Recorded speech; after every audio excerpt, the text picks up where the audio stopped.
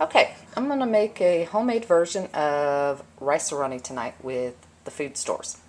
Okay, so I've got white rice. I just refilled the smaller container out of my 5-gallon bucket from the back. I've got, I know this says mayonnaise, but it's actually dried onions, dried garlic, vermicelli, which I stock, chicken stock, home canned chicken, and sunflower oil. It can be any kind of oil. I just happen to have sunflower.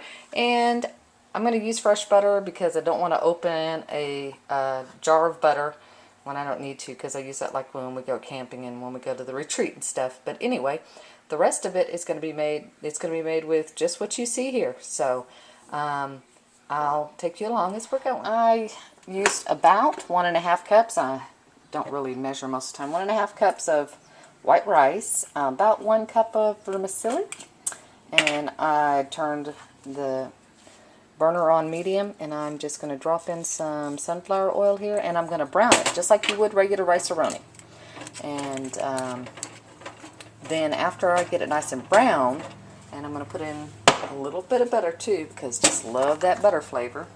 So about a tablespoon or so. And once we get that done, then once we get it browned, then we'll do, again, just like regular rice-a-roni, we're just going to put in our stock. Well, I guess you do use like a dry seasoning pack with it. But I'm going to put in some stock, and I'm going to put in some water too, because it's a nice strong stock. If your stock is not concentrated, nice and strong, then use 4 cups of stock. Okay? So, we'll stir this up and let it start browning, and when it gets there, I'll show you the rest of what we're going to do. Okay, it's nice and toasted now, as you see, just like you do with the regular rice-a-roni. Like I said, smell when it's toasted. So now I'm just going to, you know, the garlic and the onions is kind of to taste, so I'm just going to sprinkle a couple of pinches full of garlic, dried garlic, and with the onions, probably equivalent to, I don't know, a couple of tablespoons of onions, because they're good for you. Put hair on your chest.